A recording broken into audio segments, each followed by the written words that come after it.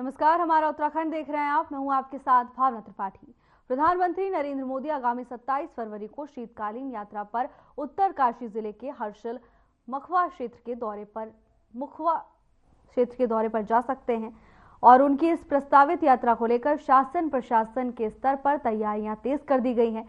बता दें कि इसके तहत मुख्य सचिव राधा रतूड़ी ने सचिवालय में अधिकारियों के साथ बैठक की और बैठक को लेकर प्रस्तावित कार्यक्रम की रूपरेखा और तैयारियों की समीक्षा की।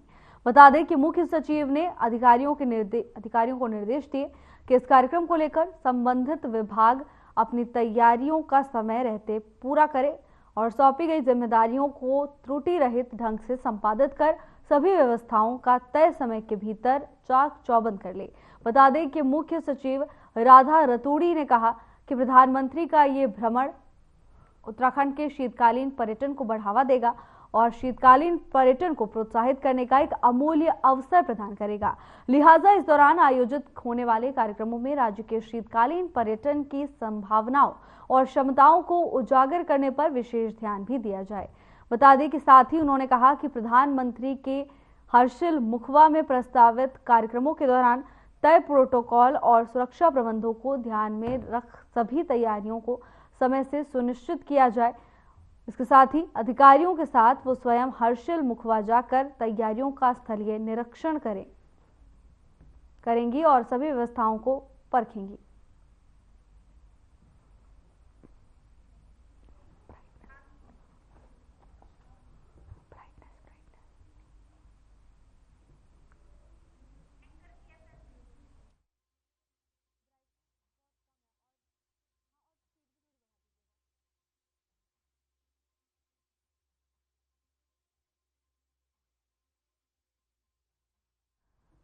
प्रधानमंत्री नरेंद्र मोदी का दौरा प्रस्तावित है और इसी को लेकर मुख्य सचिव राधा रतूड़ी लगातार तैयारियों की समीक्षा कर रही हैं। उन्होंने अधिकारियों के साथ बैठक भी की और तमाम व्यवस्थाओं का जायजा लेने के लिए लगातार पहुंच रही हैं। 38वें राष्ट्रीय खेलों का 14 फरवरी को समापन समारोह है और इस मौके पर गृह मंत्री अमित शाह मुख्य अतिथि के रूप में शामिल होंगे। केंद्रीय गृह मंत्री अमित शाह के आने से पहले खेल मंत्री रेखा आर्या ने यहां पहुंचकर तैयारियां परखी, तो वहीं अब खुद सीएम पुष्कर सिंह धामी आकर अंतर्राष्ट्रीय स्टेडियम में समापन की सुरक्षा और व्यवस्थाओं का जायजा ले रहे हैं। आपको बता दें कि 38वें राष्ट्रीय खेल के समारोह की तैयारियों की समीक्षा के बाद वो हेलीकॉप्टर के काशीपुर रवाना हो जाएंगे। बता दें कि इससे पहले जिले की प्रभारी और खेल मंत्री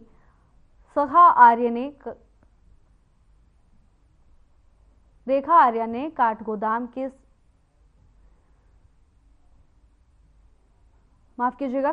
के सर्किट हाउस में उन्होंने अधिकारियों के साथ बैठक की। उन्होंने कहा कि राष्ट्रीय खेलों का समापन समारोह ऐतिहासिक होगा और इसके लिए सभी दायित्वों का ईमानदारी से निर्वहन करें।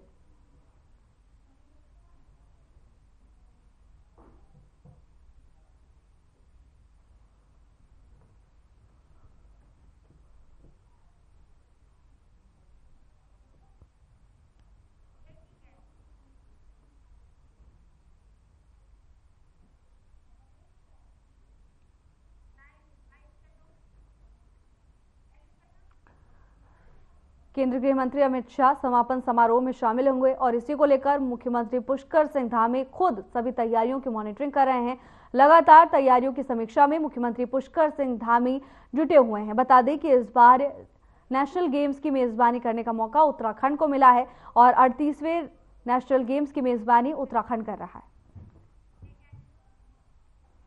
वनाग्नि की रोकथाम के लिए मॉक अभ्यास किया जा रहा है।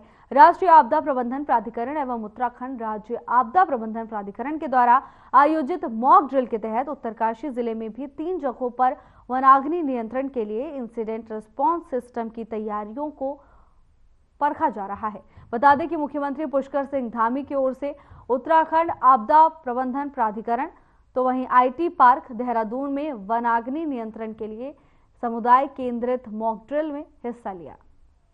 तो वहीं वनाग्नि रोकथाम के लिए मॉक अभ्यास लगातार जारी है।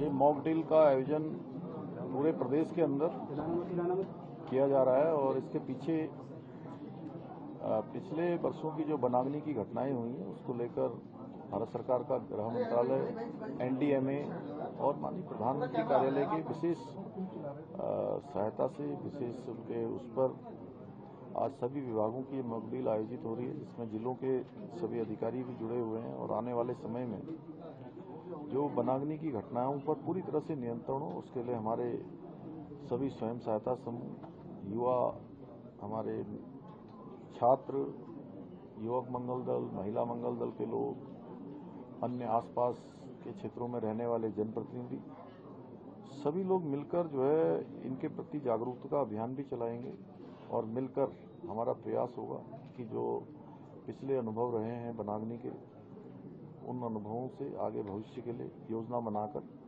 कि इस प्रकार की घटनाओं पर पूरी तरह से हम रोकथाम कर पाएँ, उस पर नियंत्रण कर पाएँ, क्योंकि हमारे राज्य में 73% हमारा भूभाग वनों से आच्छादित है और बहुत सारे मॉडल हम इस पर कर रहे हैं। शीतला खेत मॉडल पर भी हमारा काम चल रहा है। सभी जिलों में समुचित रूप से इस बार तैयारियां की गई हैं, जिससे कि मॉक ड्रिल इसीलिए की जा रही है कि उस समय हमको क्या क्या परिस्थितियां उस समय हमको सामना करना पड़ता है, उनसे हम पूरी तरह से उन चुनौतियों पर पार पा पाएँ और इन घटनाओं को ठीक प्रकार से नियंत्रण कर पाएँ।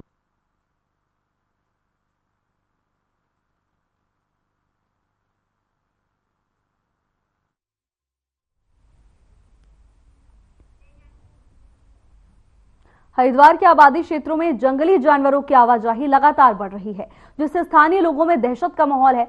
ये ताजा मामला श्यामपुर क्षेत्र का है, जहां एक हाथी जंगल से निकलकर हाईवे तक पहुंच गया।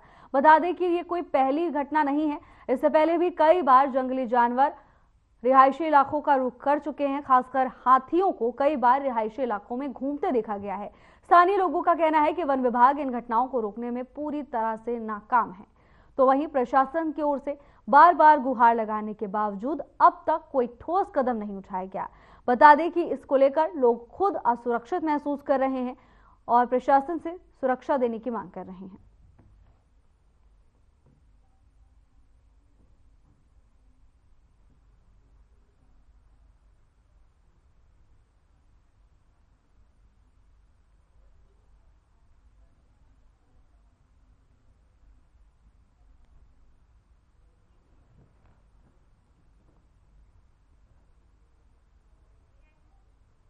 मुख्यमंत्री पुष्कर सिंह धामी के निर्देश पर शासन की ओर से गुरु रविदास जयंती के अवसर पर अवकाश घोषित कर दिया गया। सचिवालय एवं कोषागार को छोड़ राज्य सरकार के सभी कार्यालयों, संस्थानों व शैक्षणिक संस्थानों में अवकाश रहा, लेकिन मसूरी के एमपीजी कॉलेज में मुख्यमंत्री के निर्देशों का पालन नहीं किया गया।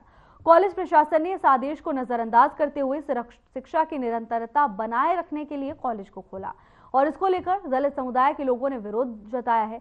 दरअसल रविदास जयंती उनके लिए एक महत्वपूर्ण धार्मिक और सांस्कृतिक अवसर है और वहीं इस अवसर पर अवकाश के बावजूद भी मसूरी एमपीजी कॉलेज के संपूर्ण स्टाफ को कार्य करने के लिए बुलाया गया था और इसी को लेकर इस मौके पर कॉलेज में पहले से निर्धारित ओपन यूनिवर्सिटी के 3 पेपर को आयोजित करवाया गया। तो वहीं हिस्ट्री विषय के वाइवा भी कराया गया और दूसरी ओर कॉलेज द्वारा अवकाश के बावजूद स्कूल में ओएनजीसी के द्वारा दिए गए 20 कंप्यूटर को कॉलेज के कंप्यूटर लैब में स्थापित कराया गया। बता दें कि मसूरी में रविदास जयंती के अवसर पर सरकार की ओर से सार्वजनिक अवकाश घोषित होने के बावजूद भी कॉलेज को खोले जाने पर दलित समुदाय के लोगों ने कड़ा विरोध जताया है और कॉलेज प्रशासन के प्रति कड़ा आक्रोश देखने को मिला है।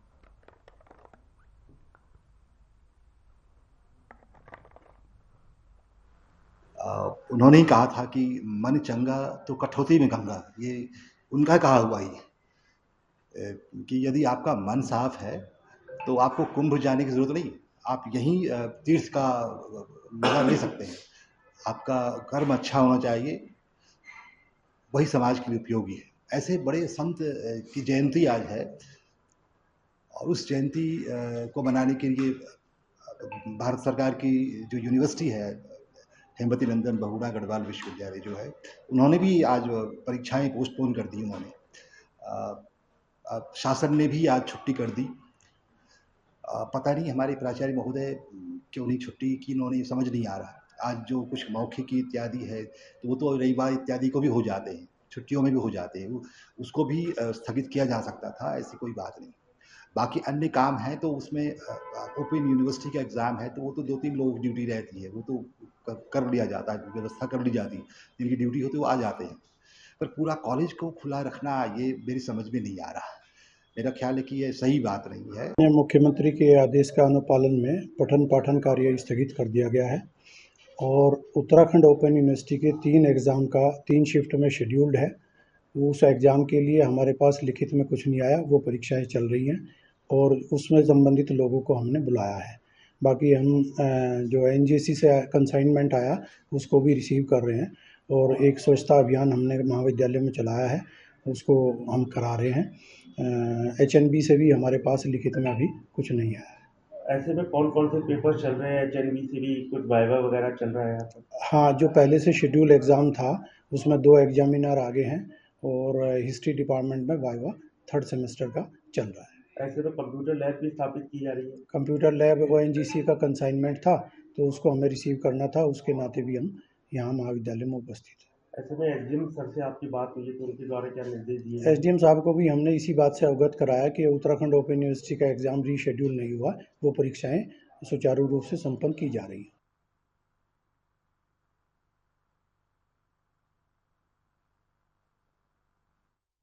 एक ब्रेक के लिए रुकेंगे, जल्द हाजिर होंगे ब्रेक के बाद।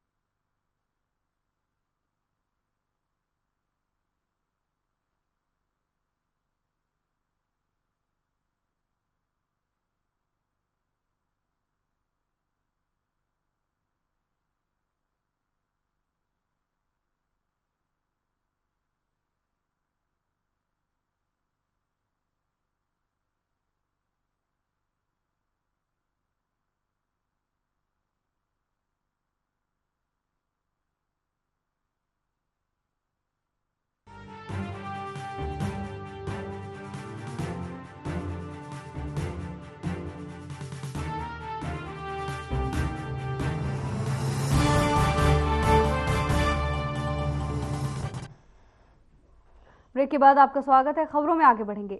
हरिद्वार कोतवाली नगर पुलिस ने चाइनीज मांझे के खतरों को देखते हुए सख्त रुख अपनाया है। पुलिस ने चौकी से शहरी क्षेत्रों से में अनाउंसमेंट कर आमजन को जागरूक किया और पब्लिक मीटिंग आयोजित कर लोगों को इसके दुष्प्रभावों को लेकर जानकारी दी। पुलिस का कहना है कि चाइनीज मांझा न सिर्फ लोगों की जान के लिए खतरा है, बल्कि इससे पक्षियों और बिजली की लाइनों को भी काफी नुकसान पहुंचता है। इसके साथ ही उन्होंने इस अभियान के तहत पुलिस ने चाइनीज मांझा बेचने और खरीदने वालों पर कड़ी कार्रवाई की हिदायत दी है। कड़ी कार्रवाई करने की बात कही। इसके साथ ही कड़ी हिदायत भी पुलिस की ओर से दी गई है। साथ ही आम नागरिकों से अपील की है कि अगर कहीं भी अवैध रूप से चाइनीज मांझा बिकता हुआ दिखाई दे तो तुरंत पुलिस को सूचना दे। हरिद्वार पुलिस ने ये साफ कर दिया कि जो भी इस प्रतिबंधित मांझे की बिक्री या उपयोग में संलिप्त पाया गया उसके खिलाफ सख्त कार्रवाई की जाएगी।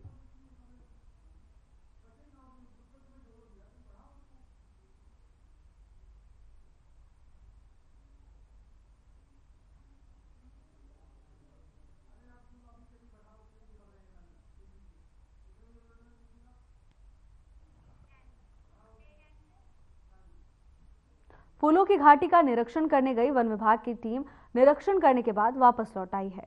फूलों की घाटी 31 अक्टूबर को बंद होने के बाद किसी को भी घाटी में जाने की अनुमति नहीं होती, जिसके लिए वन विभाग की टीम वहां पर समय समय पर पहुंचकर अवैध गतिविधियों पर नजर रखती है। बता दें कि घाटी के निरीक्षण के लिए गई टीम को कोई भी अवैध गतिविधि नहीं दिखी और डीएफओ बीबी मार्तेलिया ने जानकारी साझा की। उन्होंने बताया कि वन विभाग की टीम के द्वारा समय समय पर गश्त की जाती है ताकि वन तस्करों पर नजर रखी जा सके। इसके साथ ही जगह जगह पर कैमरे भी लगाए गए हैं।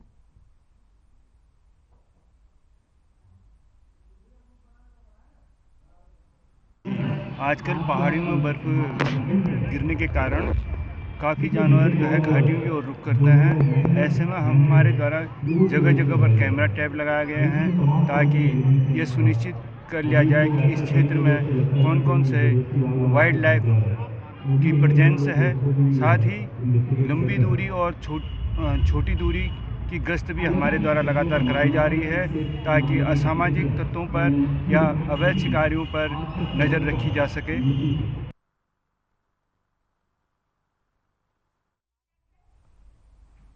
खबर चमोली जिले से है, जहां टीबी रोग के मामलों का पता लगाने, निदान में देरी को कम करने और विशेष रूप से उच्च जोखिम वाले समूह में उपचार के परिणाम में सुधार करने के लिए टीबी मुक्त भारत अभियान चलाया जा रहा है। मुख्य चिकित्सा अधिकारी डॉक्टर अभिषेक गुप्ता ने जानकारी देते हुए बताया कि 100 दिनों तक चलने वाली इस महाअभियान में अब तक 19,000 से ज्यादा लोगों की जांच की जा चुकी है।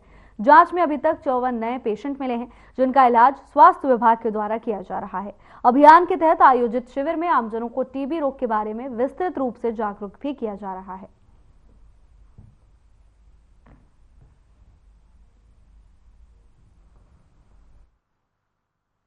टीबी मुक्त कार्यक्रम के अंतर्गत 100 डेज टीबी कैंपेन जो है चल रहा है। इसका शुभारंभ जो है 7 दिसंबर को माननीय सांसद जी बलूनी जी की उपस्थिति में थराली में किया गया था। इस अभियान के अंतर्गत हमारे 2 निक्षय वाहन जिसमें पोर्टेबल हैंड हेल्ड एक्सरे हैं उसके साथ सभी जगहों पर ये निक्षय वाहन प्रतिदिन जा रहे हैं और मरीजों की जो है जांच हो रही है।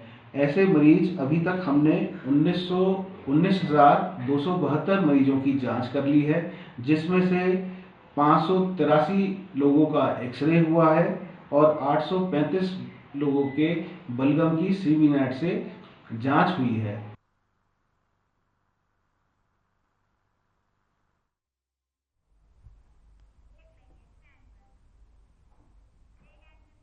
एक ब्रेक के लिए रुकेंगे, जल्द हाजिर होंगे ब्रेक के बाद।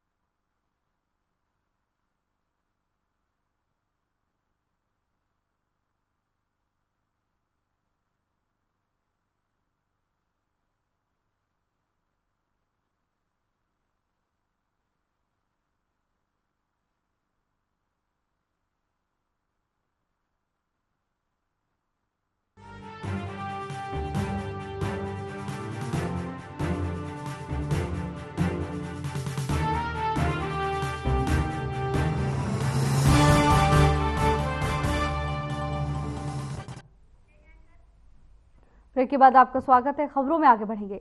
मंगलौर के गाधरोना गांव में हेपेटाइटिस सी के मरीजों की संख्या लगातार बढ़ती जा रही है। पिछले 3 महीने के अंदर इस गांव में हेपेटाइटिस सी के 45 मरीज सामने आ चुके हैं और इसके अलावा अन्य क्षेत्रों से 3 महीने में 426 मरीजों में हेपेटाइटिस सी यानी काला पीलिया पाया गया है। कुल मिलाकर 470 मरीजों को इस बीमारी की गंभीरता को देखते हुए रुड़की सिविल अस्पताल में इलाज मिल रहा है। बता दें कि देश भर में हेपेटाइटिस सी के मरीजों में तेजी से बढ़ोतरी हो रही है और इसी के चलते रुड़की सिविल अस्पताल में मरीज बड़ी संख्या में इस रोग का इलाज कराने के लिए पहुंच रहे हैं। बताया गया कि इस बीमारी की दवाई अगर निजी हॉस्पिटल या मेडिकल स्टोर से खरीदी जाए तो काफी महंगी होती है और यही कारण है कि अधिकतर मरीज सिविल अस्पताल पहुंच रहे हैं।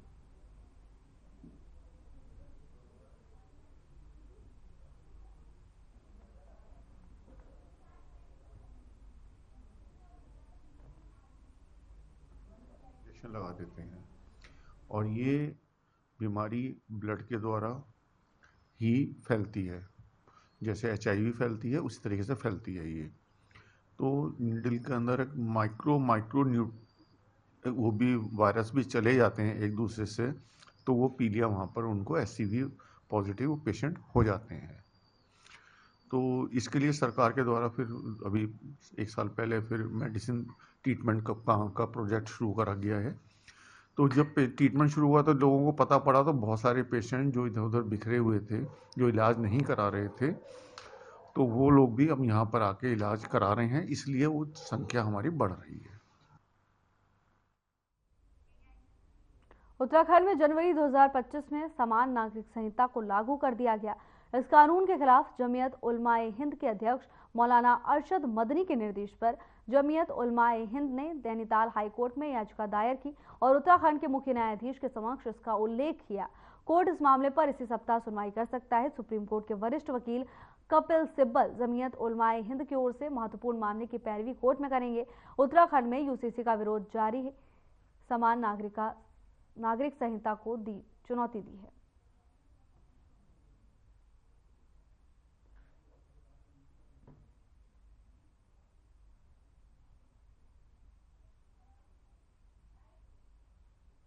इनका सांस नहीं लेने देंगे। देखें कब तक चलते हैं। अगर जमीयत उलमा जिंदा है और अल्लाह ने हमें जिंदा रखा, हम देखेंगे कि क्या करते हैं। हम जिंदा हैं।